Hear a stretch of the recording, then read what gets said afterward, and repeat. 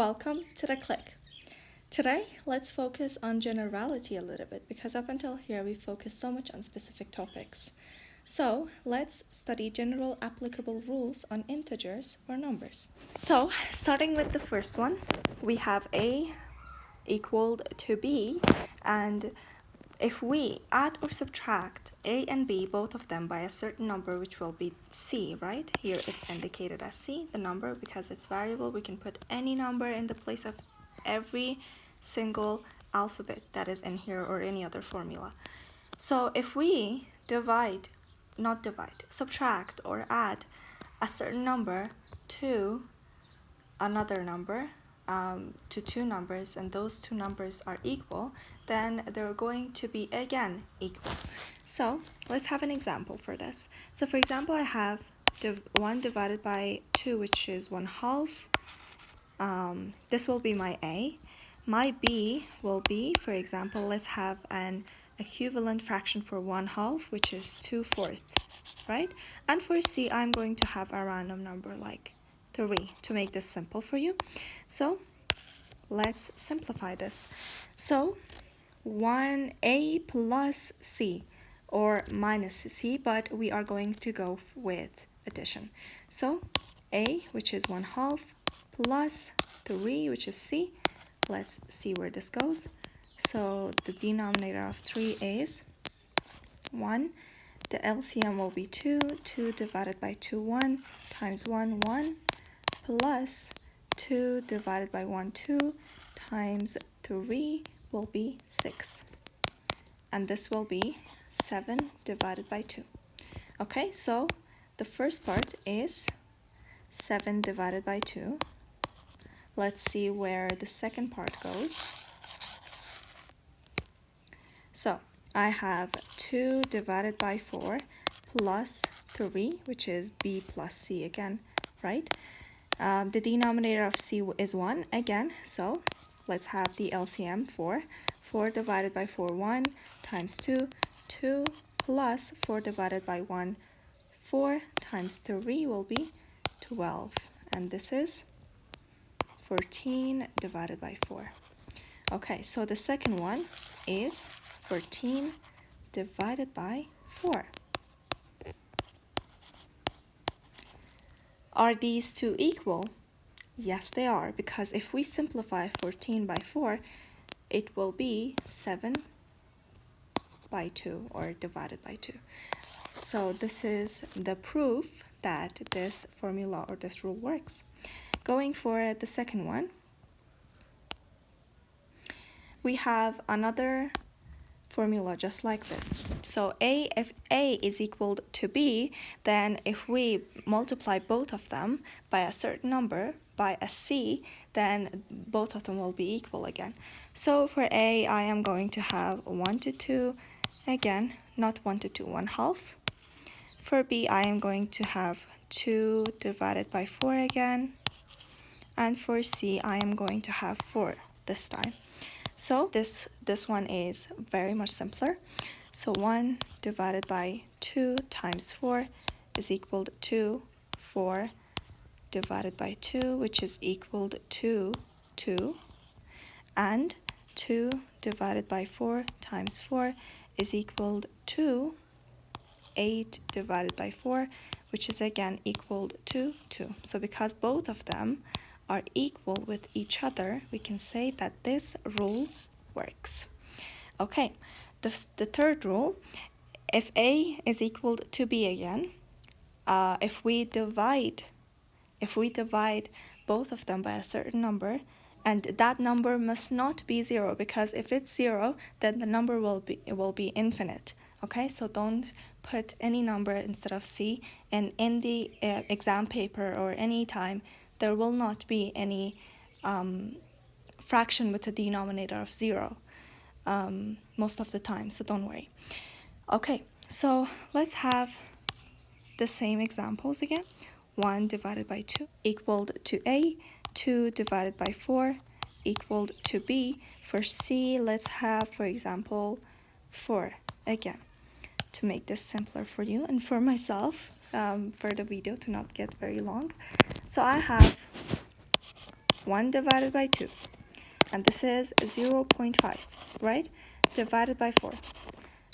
And this is going to be 0.125, okay? Calculate it if you want. And we have 2 divided by 4, which is equal to 0.5 again. Divided by 4, 0.5 divided by 4 will be 0.125 again, which is obvious, right? And because both of them are, oopsie, I need to draw a more clean line. Because both of them are the same, then these two are equal. This formula or this rule works. The first 3 rules talked about how we can add or subtract or multiply or divide 2 numbers that are equal by a certain number, and then how they will be equal again. So the first 3 rules talked about that. Now let's go for something different. So we have A equaled to B, C equaled to B. At that time, A is equal to C. So for example, for A, I have 1/2. For B, I have, for example, 2/4. And for C, I have 3/6. Okay? So A is equal to B. 1/2 is equal to 2/4. This is obvious, right? Because if we simplify 2/4, it's going to be 1/2, and it's going to be, and both of them equal 0.5. Okay, so C equals B. So C is 3/6 equal to 2/4. Okay, because both of them, both 1/2 and 3/6, because both of them equal one number or one fraction in this example, which is 2/4, both of them will be equaled, not equal to anything, equal to each other. So 1/2 equaled to 3/6.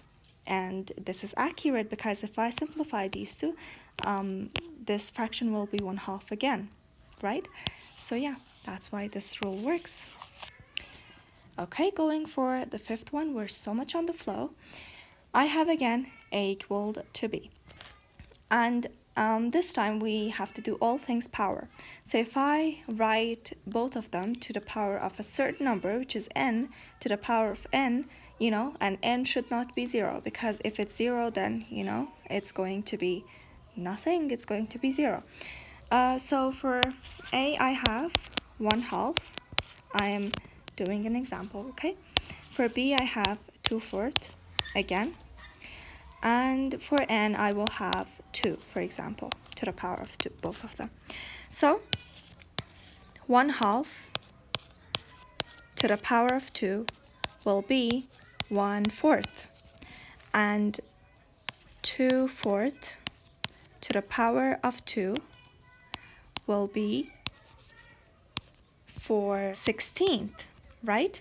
And both of these are equal because 4/16, this is going to equal 1/4, and this is going to equal 0.25. And at the same time, 1/4 is equal to 0.25, which is obvious, right? So because both are the same, the rule works. Okay, now let's go for comparison of 2 numbers. So I have A, which is smaller than B, so B is greater. So for example, for A, I have 1, and for B, I have 2, okay? If I add the same number to both of them, they are going to be, again, it's going to be the same. B will be bigger. So my C will be, for example, 3, okay? So for A, I have 1 plus 3, 1 plus C, right? And 2 plus 3. This is obvious. 1 plus 3 will be 4, and 2 plus 3 will be 5. So that's why this works. The 7th rule. If A is smaller than B, and if C is greater than 0, which means C is a positive number, at that time, if we multiply A and B by C each and every one of them by c, then the comparison won't change. B will be still the bigger or the greater number. So for A, I am going to have, again, 1. For B, I am going to have 2. And for C, I'm going to have 3, because 3 is a positive number, okay? So A times C, 1 times 3. B times C, 2 times 3. This will be 3 smaller than 6, which is accurate. Okay, the 8th one. This one's a little bit different, so pay attention. So if we have the same comparison, okay, if we have the same comparison of two numbers, A and B, and if B is greater, and if we want to multiply both of them by a number, and that number is C, but a negative number, C is smaller than 0, which means that C is a negative number, at that time, the comparison will be the opposite. The result will be the opposite. Right now, we have B as the greater number, but at that time, A will be the greater number. You know why? Pay attention to the example. So for A, I have 1. For B, I have 2. For C, I have minus 3. So A times 3 is 1 times minus 3. This will be minus 3, right? And B times C, I have 2 times minus 3. And this is going to be minus 6. And right now that I have both the answers, I can compare them. So minus 3 is greater than minus 6, in fact. You know why? Because the more near the number is to 0, a negative number, the more it is near to 0, or basically the more smaller it is, the more, the smaller it is, the greater it is. The smaller the amount of number, the greater its value. You know why? Because, minus 3 is nearer to 0 rather than 6. So that's why it's bigger. Going for the 9th rule, we have only 2 more left, so please bear with me. So I have, again, A smaller than B. At this time, if I add both the quantities by each other or with each other and then divide them by 2, this will be smaller than my first number, and this will be greater than my first number, my A, and smaller than my B. So for example, for A, I have, you guess it, 1, and for B, I have 2. Okay, so 1 is here. Right now, I should add these two together. So 1 plus 2 divided by 2, which will be 3 divided by 2, right? And this fraction is smaller than 2, which is my B. You know why this is accurate? Because 3 divided by 2 equals 1.5. And 1.5 is greater than 1, smaller than 2. That's why this rule works. Okay? Going for the 10th one, if we have two numbers, A and B, and both of them are included in positive integers, and if A is smaller than B, right? Then if we write them to the power of 2, both of them, the comparison won't change, and still A will be the smaller number and B the greater number. So take a look at this. So I have A equaled to 1, B equaled to 2. Okay, so I have 1 to the power of 2 and 2 to the power of 2. 1 to the power of 2 is 1, 2 to the power of 2 is 4. And this is accurate.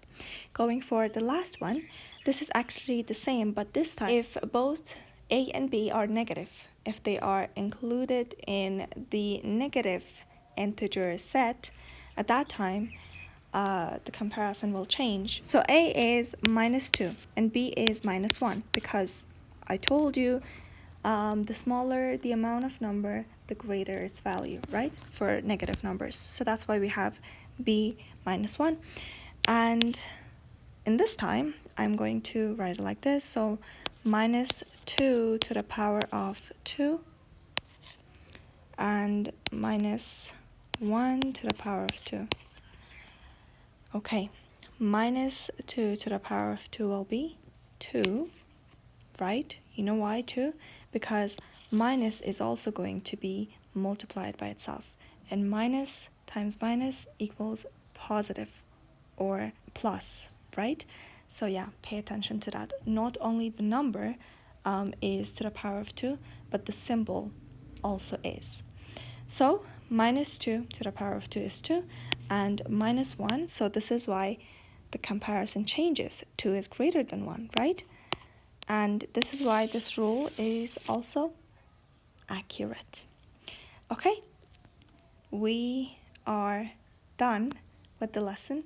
I hope you enjoyed this one. This one was a very, very simple one and a very interesting one, in my opinion. I hope it was your opinion as well. Thank you.